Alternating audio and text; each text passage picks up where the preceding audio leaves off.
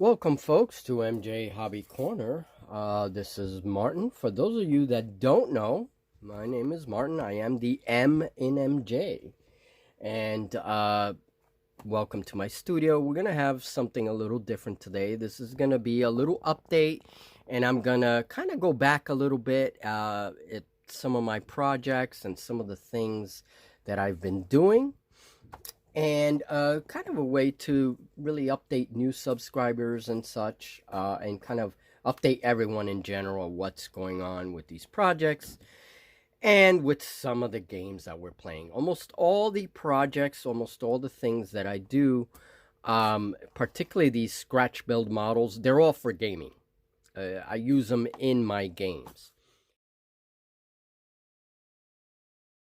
I've amassed quite the collection of sculptures, and all of these sculptures have videos in my channel. Uh, this was one of the first Deep Wars sculptures that I made, one of the divers, and I have like 4 videos dedicated to this. This was one of the very first diver sculptures I attempted, and then there's this weird fish dude, right? That we were going to use some kind of fish demon or something. That's another sculpture. This guy has been quite useful in my games of Oathmark. This was a skeletal wolver that I supposedly, that's what it represents, but of course it can represent anything. And of course, Deep Wars, I still got to do the base on this. But this is one of those placoderm fish, right? And this is a species that I based it on and then just added some spines and things. But again, for Deep Wars, um, those are the models that inspired, that work. And of course, there's Ernie. And you guys that have been with us for a while now, you know that Ernie's become, well, a bit famous in Oathmark. He's, in our games at least, he's been used quite a bit by Julie. Julie's attached to that figure pretty much. And then, of course, this was another figure that I did recently, and this is my Mosasaur. And then quite a few little, like this skeleton turtle, right? And even some skeleton lizards. And I have a couple of videos on my, skeletal figures. How I make skeletal figures and such. And these are all armature based, even bugs. I have some bug sculptures because, as you guys know, we war gamers, we need bugs. You do. You need bugs for like enemies, and you need them in all kinds of things, right? So I actually started doing some sculpts of some giant bug-like things that we will use in our games. And here's another bug creature that I sculpted. And I did this one a long time ago, and this is probably going to go in my bug collection for like bug hunt in 5 parsecs, right? So quite a few figures, and some of you on our channel have been around for all of these figures as they were made. Some of these figures took me a week, some of these figures took me a lot longer, and I have more sculptures that from my past work. This was a robin that I did some time ago, a few years back, and this is all hand painted down here, and the robin is feeding its young. This sculpture, it would be nice to do something in fantasy that was maybe smaller scale that I could use to like adorn a table, a wargaming table, a piece of terrain basically, but have like some kind of fantasy creature, whether it was a griffin or a dragon or something in the background, maybe protecting its young or something. I don't know. It's kind of an idea that I've been floating around for some of my games to change the objectives of the game a little bit, right? So, but this sculpture, it's one of my older pieces, and it's a piece that, it really took a lot of work to get this done. And then in the background there, you also see my Styracosaurus. I've been a dinosaur sculptor for quite some time. I love dinos, and I would like to represent them more in our games. But here is an old project that I made many years. This is about 7 years old. And what I use is the soft foam that you guys get. You could get this in packs. It's multicolored. And there's actually two sheets. And I found a way to glue them and also applying heat. And they stay together really nicely. And now they're beginning to actually warp after 7 years. I mean, I've had these things in boxes. I've had these things, and I have been careful with my moves, because I always wanted to safeguard these because I worked so hard on these tiles. And these were done. I've played 28 millimeter on here, but these were actually done for 15 millimeter. Okay. And so each one is very different, and I use a variety of materials to decorate it. If you guys have ever seen Narb Builds, he's a fantastic builder. I love his channel. He's very good. He has a lot of good tips.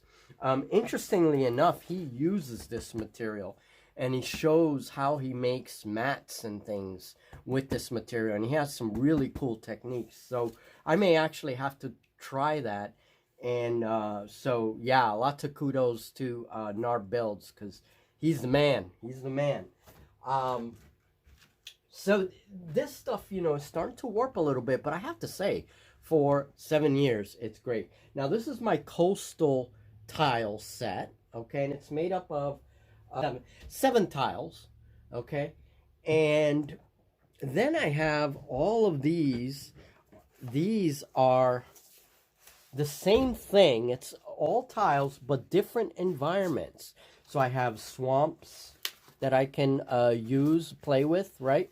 Put together a swamp board.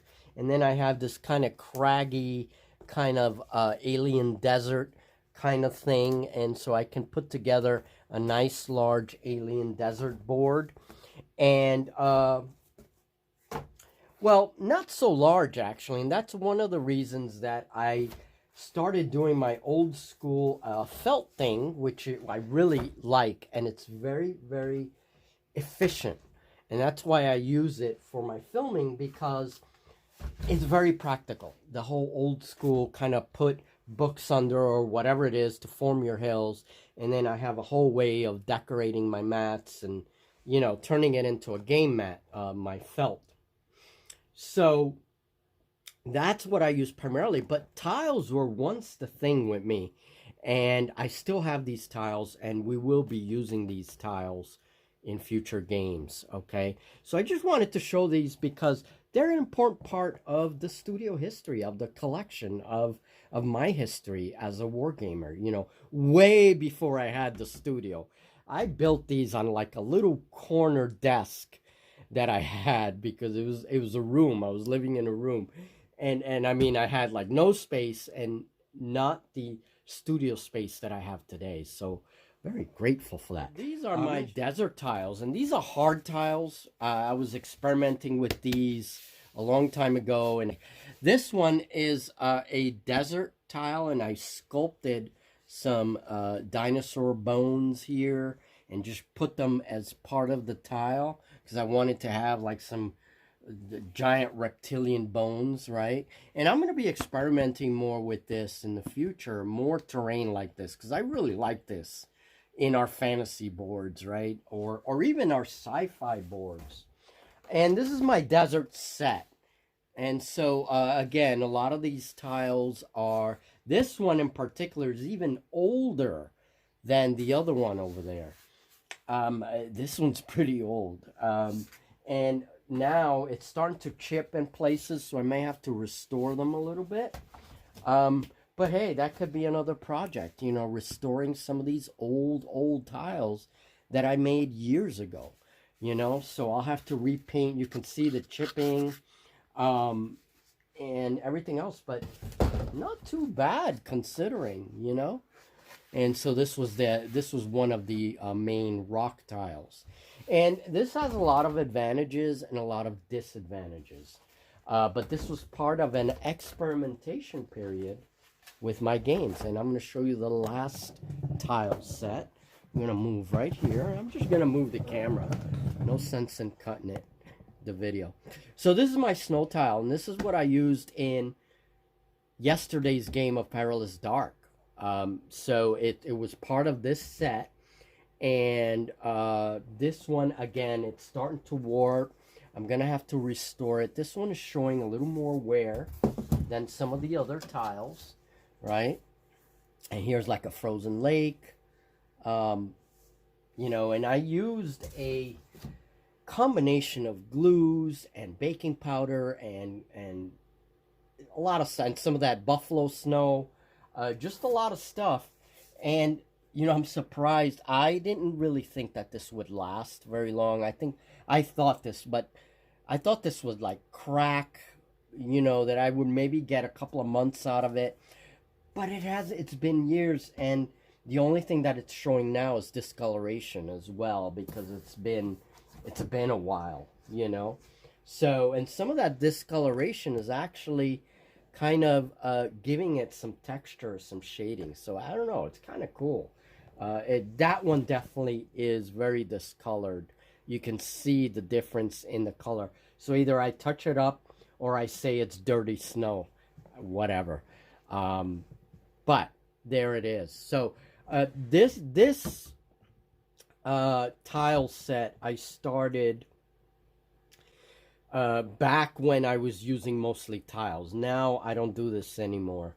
But those soft tiles over there, I'm still thinking of generating some projects and maybe making some a couple of videos on making those tiles, because like I said, and I have taken care of them, you know, I will admit to that. I have taken care of them, but you know, it's not bad. So this is the terrain section. Again, these shelves go all the way to the end, and it's all full of terrain, and now it's being purged. There are holes opening up and everything else. But this was to welcome new subscribers, to tell you guys a little bit more about MJ Hobby Corner, and to give some of you guys that are older subscribers that have been supporting the channel for a while now, and you've been very kind, and to kind of give you guys a little glimpse into this too, because I don't think I've shown those boards the way I have now. I think you've seen them maybe in some games in the past, but I haven't really shown them very much, and I want to start using these boards and making these boards again. A lot of polyurethane and all that other stuff, and Mod Podge. Mod Podge is great stuff. It's awesome stuff.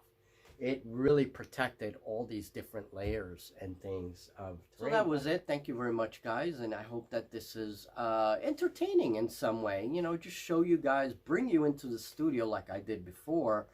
And what I'll do is I'll keep these videos in their playlist and then just refer new people to it if they ask questions or whatever. So I'm not making the same kinds of videos over and over. I do have a studio tour already for the studio, but I didn't really show this before, and some of the things that I talked about in the miniatures collection, how we actually use the miniatures collection now that I'm filming for video content. It's actually changed the use of the private collection that I have, you know. So that means that things have to be a little more organized. I'm working on ways so that we have war bands already set up for certain games, right? And plan out, like, okay, well, if you need to make an army, you need to come this certain day, whatever, so that we can film a couple of days later or whatever it is, right? And so kind of thinking ahead that way. And a lot of my terrain builds, all this stuff you see back there, is done by simply a week before I do the game that I'm going to film. I start building. I look at the scenario, I see what I need. Do I have these kinds of rocks? Do I have this? Do I have that? Do I have a lake? Do I need a lake, a river? How am I going to build it? I start a week before we even begin filming and build the terrain. That's my enjoyment, I guess. That's how I have fun. So, well, that's it. I hope you guys enjoyed it. We'll talk very soon, guys, and welcome to all you new subscribers. I hope that this has given you more vision into the studio and to what we are hopefully going to grow and build and keep having fun. That's what it's about. Have a great one, guys.